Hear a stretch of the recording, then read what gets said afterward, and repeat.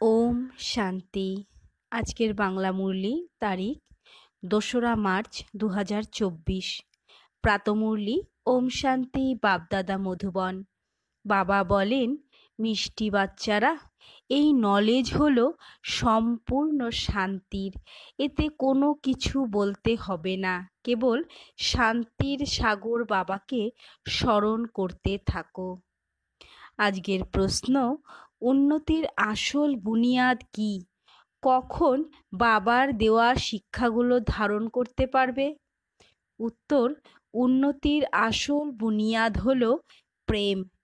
কেবল বাবার সাথেই সত্যিকারের ভালোবাসা থাকা উচিত। কাছে থাকা সত্ত্বেও যদি উন্নতি না হয়, তাহলে নিশ্চয়ই লাভের ঘাটতি রয়েছে। লাভ থাকলে তবে তো বাবাকে স্মরণ করবে। স্মরণ করলেই সকল শিক্ষা ধারণ করতে পারবে। উন্নতির জন্য নিজের সত্যিকারের চার্ট অর্থাৎ দিনলিপি লেখো। বাবার কাছে কোনো কথা লুকিও না। আত্ম অভিমানী হওয়ার দ্বারা নিজেকে শোধরাতে থাকো। ওম শান্তি। বাচ্চারা, তোমরা নিজেকে আত্মা নিশ্চয় করে বসো এবং বাবাকে স্মরণ করো। বাবা প্রশ্ন করছেন, যখন তোমরা সভাতে বক্তৃতা দাও, তখন কি প্রতি মুহূর্তে এটা জিজ্ঞাসা করো যে আপনি নিজেকে আত্মা মনে করেন নাকি দেহ মনে করেন? এখানে নিজেকে আত্মা নিশ্চয় করে বসো। আত্মাই তো পুনর্জন্ম নেয়। নিজেকে আত্মা অনুভব করে পরমপিতা পরমাত্মাকে স্মরণ করো। বাবাকে স্মরণ করলেই তোমাদের বিকর্ম বিনষ্ট হবে। একেই যোগ অগ্নি বলা হয়। নিরাকার বাবা তার নিরাকারী বাচ্চাদেরকে বলছেন, আমাকে স্মরণ করলেই তোমাদের পাপ নাশ হবে এবং তোমরা পবিত্র হয়ে যাবে। তখন তোমরা মুক্তি এবং জীবন মুক্তি লাভ করবে। সবাইকে মুক্তির পরে অবশ্যই জীবন মুক্তিতে আসতে হবে। তাই প্রতি মুহূর্তে বলতে হবে যে নিজেকে আত্মা নিশ্চয় করে বসো। ভাইয়েরা এবং বোনেরা, নিজেকে আত্মা নিশ্চয় করে বসো এবং বাবাকে স্মরণ করো। বাবাই এই নির্দেশ দিয়েছেন। এটা হলো স্মরণের যাত্রা। বাবা বলেন, আমার সাথে বুদ্ধি যুক্ত করলে তোমার জন্ম জন্মান্তরের পাপ ভস্ম হয়ে যাবে। তোমরা যদি প্রতি মুহূর্তে এই সব কথা বোঝাও, স্মরণ করাও, তাহলেই তারা বুঝতে পারবে যে আত্মা হলো অবিনাশী এবং এই দেহ হলো বিনাশী। অবিনাশী আত্মাই বিনাশী দেহ ধারণ করে তার ভূমিকা পালন করে এবং তারপর সেই শরীর ত্যাগ করে অন্য শরীর ধারণ করে।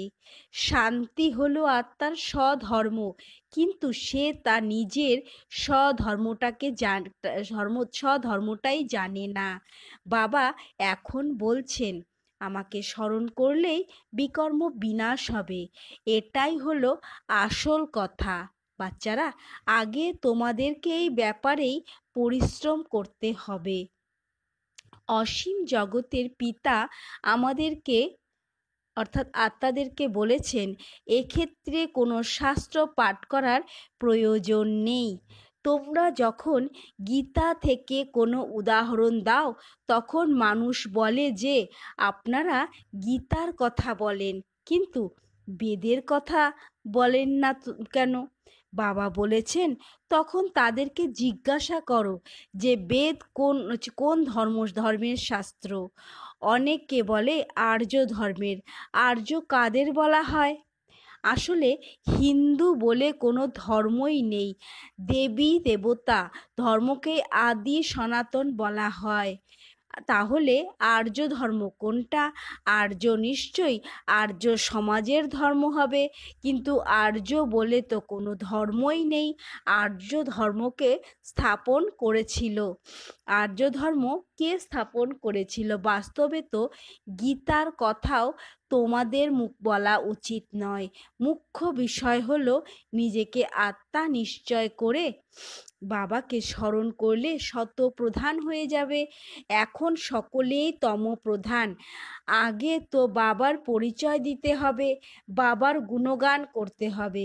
কিন্তু এই সব তুমি তখনই করতে পারবে যখন তুমি নিজে বাবাকে স্মরণ করবে।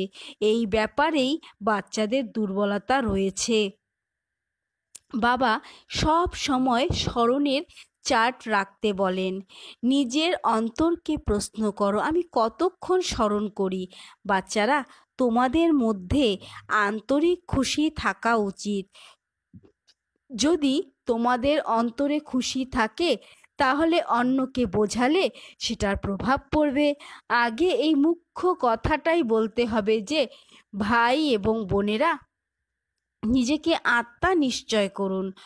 অন্য কোনো সৎসঙ্গে এই রকম বলবে না। বাস্তবে তো ওইগুলো কোনো সৎসঙ্গ নয়। সত্যের সঙ্গ তো একটাই হয়, বাকি সব হলো কুসঙ্গ। এই সব একেবারে নতুন কথা। বেদের দ্বারা তো কোনো নতুন ধর্ম স্থাপন হয়নি। তাহলে আমরা বেদের কথা কেন মানব? এই সব জ্ঞান কারোর মধ্যেই নেই।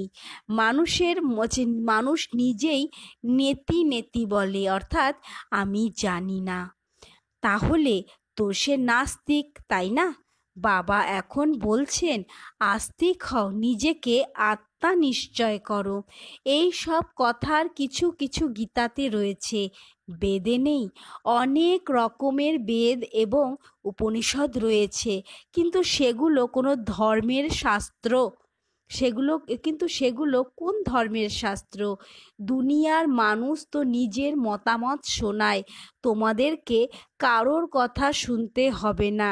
বাবা কত সহজভাবে বোঝাচ্ছেন। নিজেকে আত্মা নিশ্চয় করে বাবাকে স্মরণ করলে পবিত্র হয়ে যাবে। তাই বিশ্বের ইতিহাস ভূগোলকে জানতে হবে। তোমাদের এই ত্রিমূর্তি এবং গোলকের অর্থাৎ সৃষ্টিচক্র ছবি হলো মুখ্য। এই দুটোর মধ্যেই পুরো জ্ঞান রয়েছে। আগে কেবল দেবী দেবতা ধর্ম ছিল। বাবা বলেছেন ত্রিমূর্তি এবং গোলকের বড় বড় ছবি বানিয়ে দিল্লির গুরুত্বপূর্ণ স্থানে, যেখানে অনেক মানুষের যাতায়াত রয়েছে, সেখানে লাগিয়ে দাও। সেগুলো যেন টিনের শীট অর্থাৎ পাতের ওপর থাকে। সিঁড়ির চিত্রে অন্য ধর্মের উল্লেখ নেই। এই দুটো ছবি হলো মুখ্য। এই ছবিগুলোর ওপরে বোঝাতে হবে। আগে বাবার পরিচয় দিতে হবে। বাবার কাছ থেকেই উত্তরাধিকার পাওয়া যায়। এই কথাটা ঠিকঠাকভাবে না বোঝালে তোমাদের কোনো কথাই কেউ বুঝতে পারবে না। যদি বাবাকেই বুঝতে পারেনি, তাহলে তাকে অন্য ছবিতে নিয়ে গিয়ে বোঝাতে গেলে কোনো লাভ হবে না। বাবাকে না বুঝলে তো কিছুই বুঝতে পারবে না। বাবার পরিচয় ছাড়া আর কোনো বিষয়ে বলবে না। বাবার কাছ থেকেই অসীম জগতের উত্তরাধিকার পাওয়া যায়। বাবা খেয়াল করে দেখেছিলেন যে বাচ্চারা এত সহজ বিষয়টাও কেন বুঝতে পারে না। শিব বাবা হলেন তোমাদের অর্থাৎ আত্মাদের পিতা। তার কাছ থেকেই উত্তরাধিকার পাওয়া যায়। তোমরা সবাই পরস্পরের ভাই ভাই। এটা ভুলে গেলেই তমপ্রধান হয়ে যাও। বাবাকে স্মরণ করলে পুনরায় শতপ্রধান হয়ে যাবে। মুখ্য বিষয় হলো রচয়িতা এবং রচনাকে জানা। কেউই এটা জানে না, ঋষি মুনিরাও জানে না। তাই আগে বাবার পরিচয় দিয়ে সবাইকে আস্তিক বানাতে হবে। বাবা বলেন আমাকে জানলেই তুমি সব কিছু জেনে যাবে। আমাকে না জানলে তুমি কিছুই বুঝতে পারবে না। বেকার তোমার নিজের সময় নষ্ট করো। ড্রামা অনুসারে সে যে সব ছবি তৈরি হয়েছে সেগুলো সব যথার্থ হয়েছে, কিন্তু তোমরা এত পরিশ্রম করার পরেও কারোর বুদ্ধিতে এইসব ধারণ হয় না। বাচ্চারা বলে বাবা আমাদের বোঝানোর ক্ষেত্রে কি কোনো ভুল হয়? বাবা সঙ্গে সঙ্গে বলে দেন হ্যাঁ, ভুল হয়। যদি অল্পকেই অর্থাৎ বাবাকেই বুঝতে না পারে তাহলে তাকে বাড়ি পাঠিয়ে দাও। বলো, যতক্ষণ বাবাকে না চিনছ ততক্ষণ তোমার বুদ্ধিতে কিছুই ধারণ হবে না। তোমরাও যখন দেহী অভিমানী অবস্থায় থাকো না তখন আসুরিক দৃষ্টি থাকে। নিজেকে আত্মা নিশ্চয় করলেই সিভিল হওয়া সম্ভব। দেহী অভিমানী হলে এই চোখ তোমাদেরকে আর ধোঁকা দেবে না। দেহী অভিমানী না হলেই মায়া ধোঁকা দিতে থাকবে। তাই আগে আত্ম অভিমানী হতে হবে। বাবা বলেছেন, নিজের চার্ট দেখালেই বোঝা যাবে। যদি এখনো অসত্য, পাপ, ক্রোধ ইত্যাদি থেকে থাকে তাহলে তো নিজেরই সর্বনাশ করছো। বাবা তো চার্ট দেখে বুঝে যান যে এই বাচ্চা সত্যি কথা লিখেছে নাকি অর্থই বুঝতে পারেনি। বাবা সকল বাচ্চাকে চার্ট লিখতে বলেন। যে বাচ্চা যোগযুক্ত থাকে না সে এত সেবাও করতে পারবে না, তার বাণী ধারালো হয় না। বাবা হয়তো বলেন যে কোটির মধ্যে কেউ বুঝবে, কিন্তু তুমি যদি নিজেই যোগযুক্ত না থাকো তাহলে অন্যকে কিভাবে বলবে? সন্ন্যাসীরা বলে, সুখ হলো কাক বিষ্ঠার সমান। ওরা তো সুখের নামই নেয় না। তোমরা জানো যে ভক্তি হলো অনেক লম্বা চওড়া, তাতে কত আওয়াজ করা হয়, কিন্তু তোমাদের এই জ্ঞান অতীব শান্তির। সবাইকে বলো বাবাই হলেন শান্তির সাগর। নিজেকে আত্মা নিশ্চয় করে বাবাকে স্মরণ করতে হবে। বাবা বলেন মনমনা ভব, এই শব্দটাও জপ করতে হবে। হিন্দুস্তানের ভাষা হলো হিন্দি, তাহলে সংস্কৃত ভাষা কেন বলা হয়? এখন বাকি সকল ভাষাকে ত্যাগ করো।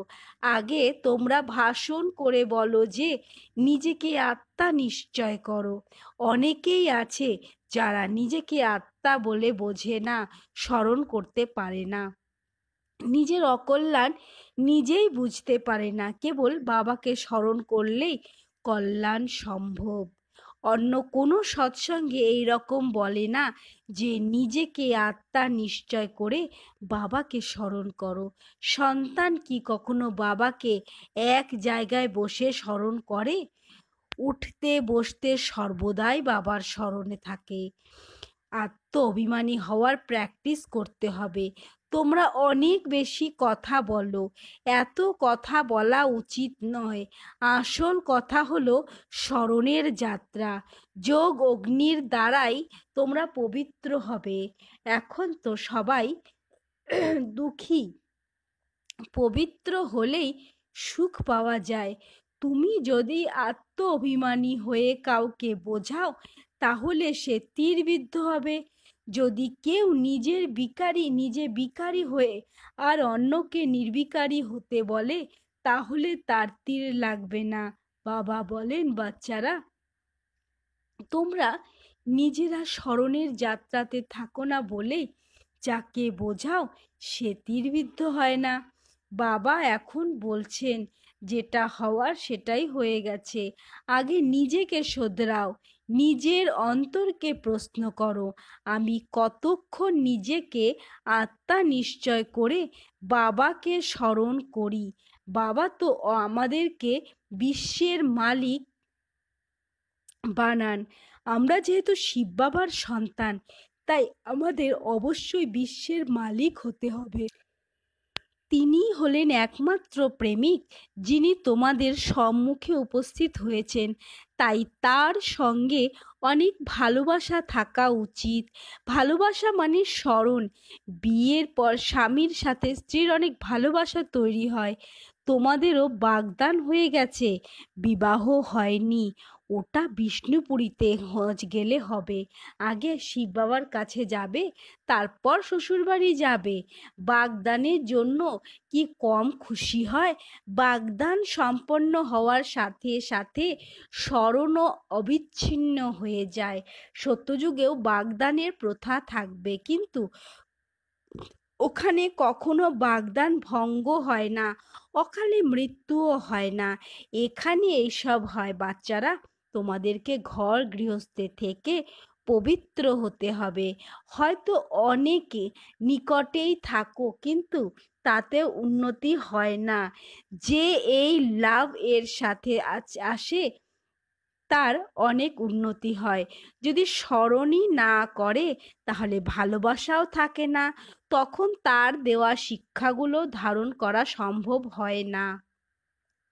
ভগবান উবাচ, তোমরা সবাইকে এই পয়গাম অর্থাৎ বার্তা দাও যে কাম হলো মহাশত্রু, যা আদি মধ্য অন্ত কেবল দুঃখ দিয়ে থাকে। তোমরা তো পবিত্র সত্যযুগের মালিক ছিলে, এখন তোমরাই অধপতিত হয়ে অপবিত্র হয়ে গেছো।